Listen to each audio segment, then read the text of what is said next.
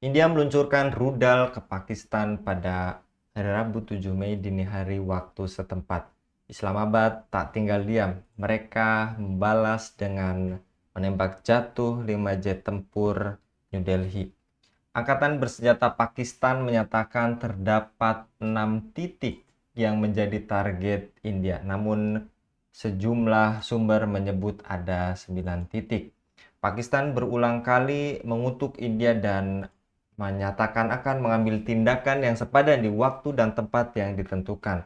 Komunitas internasional memantau ketat situasi yang terjadi di sana. Siapa pemenang perang India dan Pakistan? Kemudian apa ada peran Amerika di balik ini semua dan bagaimana langkah pembebasan Kashmir? Untuk membahasnya kami terhubung dengan Bung Hasbi dari Geopolitical Institute. Kita sapa terlebih dahulu. Assalamualaikum warahmatullahi wabarakatuh, Bung Hasbi. Assalamualaikum warahmatullahi wabarakatuh, Bung Anggi. Sebelumnya beberapa edisi lalu juga kita pernah membahas tentang konflik di Pakistan ya, Bung, di Ajamu itu. Dan Ya, betul. kali ini pun nampaknya masih bergejolak ya, Bung, dan India resmi melancarkan serangannya di Pakistan. Menurut Anda, Bung Hasbi, bagaimana peta politik yang terjadi di sana? Sejauh mana posisi dan pengaruh Pakistan, India, dan negara-negara kuat seperti Cina dan Amerika, Bung? Ya, baik, Bung Anggi. Secara umum saya kira kita sudah bahas dalam sesi kemarin ya, Bung Anggi ya, bahwa Kashmir itu adalah sebuah wilayah yang diperebutkan oleh Pakistan dan India setelah mereka itu berpisah tahun 1947 ya.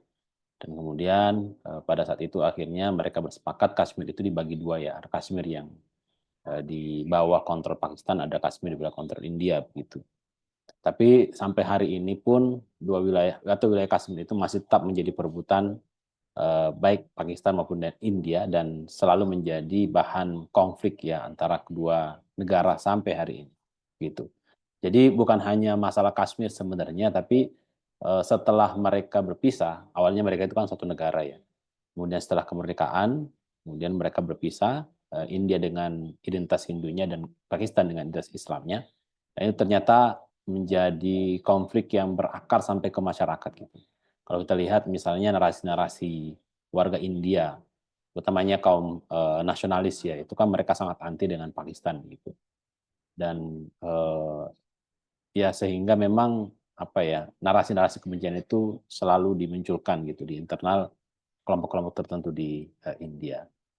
Nah, dalam konteks konflik yang terjadi terakhir, Bung Anggi, kalau kita lihat ini sebenarnya adalah kelanjutan ya dari apa konflik-konflik yang terjadi sejak tahun 1947 gitu sampai kita melihat banyak sekali apa tembakan-tembakan antara kedua belah pihak. Walaupun begitu, sangat jarang sekali, mungkin sekitar 3 atau 4 kali saja apa konflik itu atau tembak menembak itu meluas menjadi perang dalam skala besar.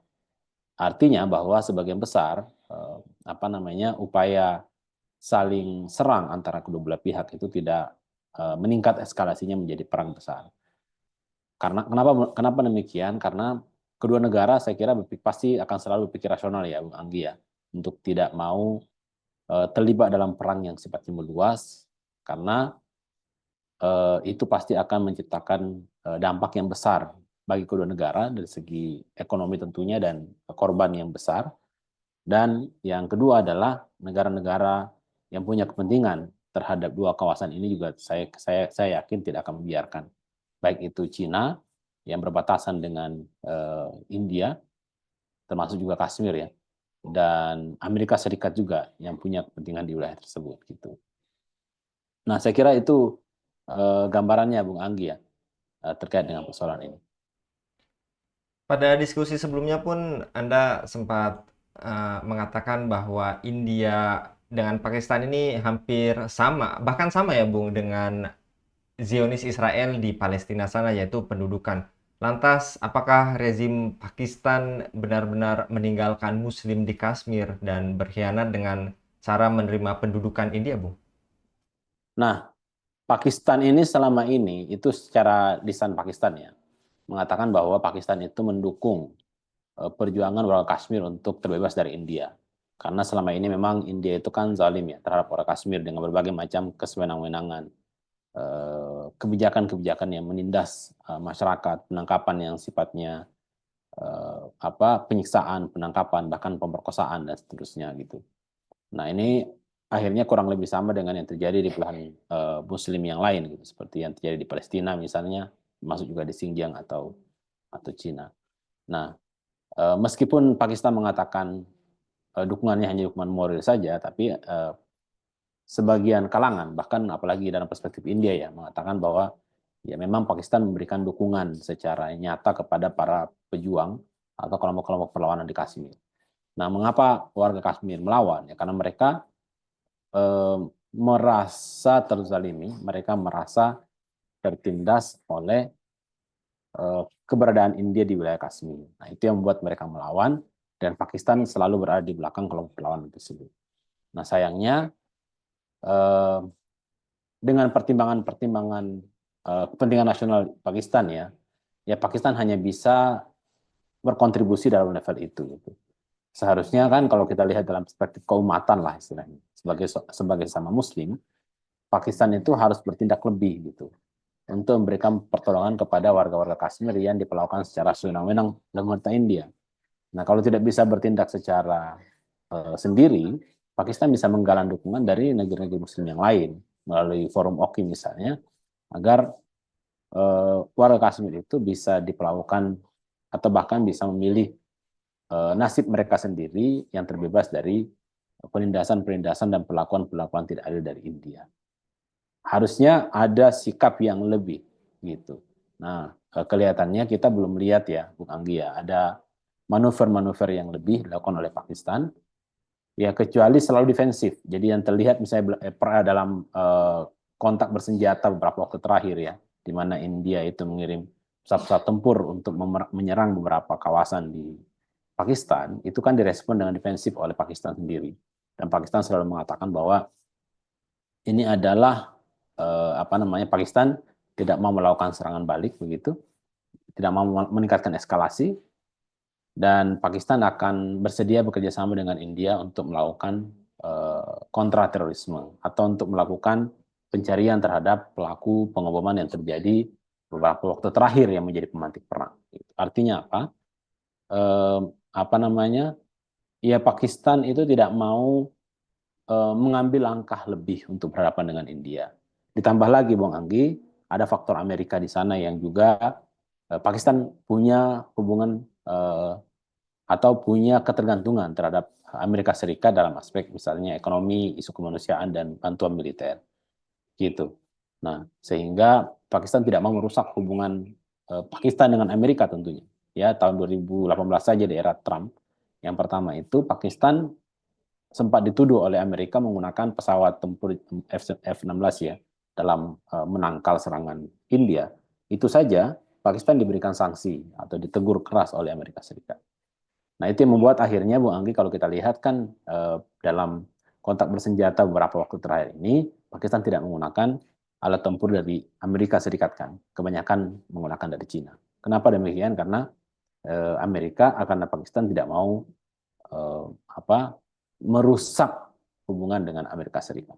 Gitu. Jadi eh, Pakistan ini mempertimbangkan isu tentang India dan Kashmir itu tidak selalu hanya pertimbangan India dan Kashmir saja, tapi Pakistan juga pasti akan mempertimbangkan hubungannya dengan Amerika Serikat yang juga punya hubungan yang erat dengan Pakistan, dan Pakistan tergantung sama Amerika Serikat. Nah, tapi pada intinya adalah ya Pakistan memang tidak mau mengorbankan kepentingan nasionalnya untuk uh, untuk membela warga Kashmir ya. Kalau kita lihat dalam kacamata keumatan ya, kacamata Muslim itu kan, kacamata sama Islam, ya harusnya Pakistan harus bertindak lebih gitu. Tidak boleh hanya dibatasi oleh kepentingan nasional, tapi kepentingan sama umat Islam gitu. Apalagi Pakistan adalah bagian dari komunitas Muslim dunia ya, yang juga tergabung di OKI, ya bisa menyuarakan, bisa memberikan tekanan-tekanan. Karena saya kira India juga punya ketergantungan dalam banyak hal dengan dunia Islam ya, baik eh, di Timur Tengah, di Asia Tenggara, dan di Islam di belahan bumi lainnya. Yang tadi telah Anda paparkan, Bung Hasbi, bisakah umat Islam menggantungkan harapan pada masyarakat internasional atas masalah Kashmir ini? Mengingat kita juga ketahui bersama beberapa saat ini Donald Trump sedang melakukan manuvernya gitu ya, Bung, ke negara-negara Timur Tengah, Bung. Ya, langkah pertama saya kira kita bisa untuk bermain aman ya, Bung Anggi ya. Langkah pertama bisa dengan mendesak misalnya PBB, mengangkat isu ini terus-menerus, mendesak PBB, kemudian disorakan terus-menerus di OKI terkait dengan nasib warga Kashmir ini.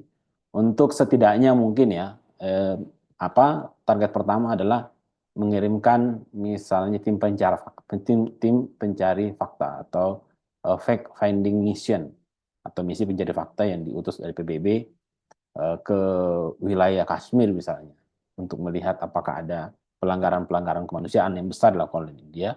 Dan setelah itu kemudian dengan data itu India bisa ditekan untuk menghentikan berbagai macam pelanggaran-pelanggaran yang terjadi. Itu langkah yang paling soft yang pertama ya. Nah, kalau ternyata juga tidak bisa dilakukan karena India mungkin menghalang-halangi proses investigasi, maka ya negara-negara Muslim, termasuk Pakistan tentunya dalamnya, itu perlu mendesak PBB untuk mengambil sikap tegas terhadap India. Gitu. Kalau ternyata tidak bisa, nah, maka dunia Islam bisa bersikap sendiri, gitu, mengambil sikap sendiri untuk memberikan respon-respon yang tegas dan keras kepada India. Gitu. Nah, saya kira India itu bisa. Saya kira India punya banyak alasan ya untuk dunia Islam punya banyak alasan untuk menekan India ya. Karena saya kira India dan negara-negara Muslim itu juga punya banyak hubungan yang erat gitu, Bung Anggi ya. Sehingga saya kira kita bisa menekan India dengan isu minyak misalnya atau isu perdagangan-perdagangan yang lain yang strategis yang terjadi antara India dengan dunia Islam. Gitu. Itu kalau dunia Islam mau serius untuk merespon isu ini gitu. Jangan sampai nanti seperti yang terjadi di Gaza Palestina ya, ketika terjadi genosida baru kemudian merespon, baru mengecam. Itu pun kan cuma mengecam ya, tidak mengambil langkah yang tegas.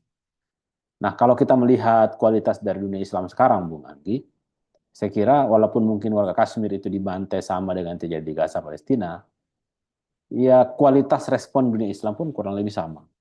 Ini menandakan lemahnya dunia Islam dalam aspek politik eh, untuk merespon, untuk membela saudara-saudara mereka yang sedang terzalimi. Gitu.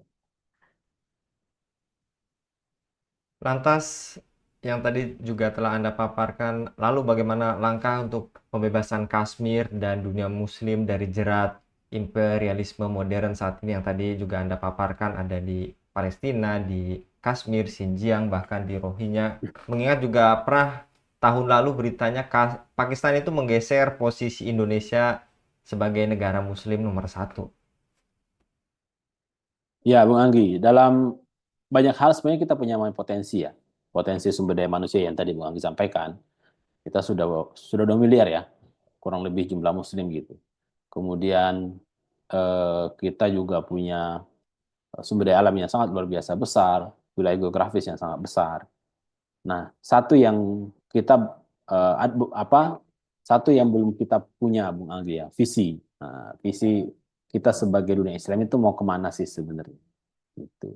Dan karena kita kehilangan visi sehingga persatuan kita menjadi tercerai-berai. Gitu. Nah, harusnya menurut saya yang harus diubah adalah visi atau pola pikir kita, cara pandang kita dalam memahami problematika kita sebagai umat Islam dan bagaimana solusi kita di dalam memberikan jalan keluar terhadap masalah tersebut gitu. Nah, setelah itu kita bersatu, umat Islam harus bersatu. Ya, saya kira ketika umat Islam itu sudah punya visi dan visinya itu harus visi yang benar ya. Secara sederhana misalnya dunia Islam itu harus punya pemahaman bahwa cara pandang kita dalam merespon berbagai macam persoalan adalah cara pandang Islam. Dan kita tidak boleh bergantung dan berkiblat kepada cara pandang yang di luar Islam, misalnya cara pandang Barat, nasionalisme, demokrasi, liberalisme dan sebagainya gitu. Kita membangun peradaban kita sendiri dengan gagasan kita sendiri. Nah, ini saya kira akan membuat kaum muslim ini independen secara politik dan independen dalam berbagai hal dan gagasan ini pula kaum muslimin bisa bersatu. Dan kalau kita bersatu, saya kira Bang Anggi, kita punya tentara yang bahkan bisa jumlahnya ratusan juta, karena kita saja sudah miliaran jumlah penduduknya ya. Jadi kalau kita punya tentara ratusan juta orang yang tersebar di berbagai belahan bumi gitu, dari Asia Tenggara sampai ke Afrika, maka saya kira kita akan menjadi negara atau kekuatan yang sangat kuat, melebihi kekuatan koalisi Barat yang ada saat ini. Tapi itu harus dimulai dari perubahan mindset, pola pikir gitu, dari pola pikir yang sangat sekuler ke pola pikir yang Islami. Setelah itu kemudian kita bersatu, dan dengan persatuan itu akan menghasilkan kekuatan yang sangat kuat, menjadi negara yang terkuat di muka bumi, dan itu yang akan membuat menurut saya berbagai kezaliman yang terjadi di dunia Islam akan kita hentikan. Bukan hanya kezaliman di dunia Islam, tapi juga kezaliman yang terjadi terhadap bangsa-bangsa dan agama-agama lain yang sedang mereka rasakan. Yang kita jangan menganggap bahwa kezaliman yang terjadi sekarang ini bukan adalah yang terjadi di dunia Islam saja ya.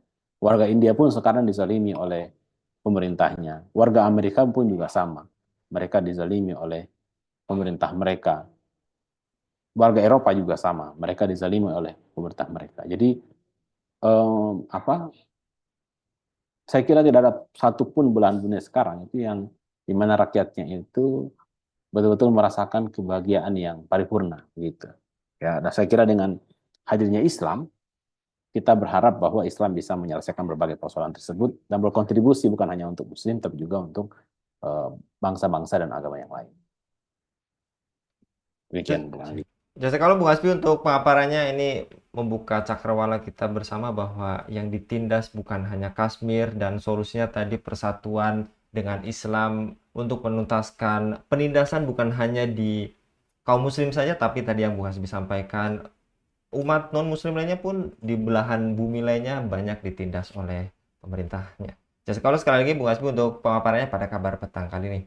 Demikian pemirsa Elava News, dukung dengan subscribe share dan like. Semoga menjadi kebaikan bagi kita semua di dunia dan di akhirat. Saya Anggi Suara diundur diri. Assalamualaikum warahmatullahi wabarakatuh.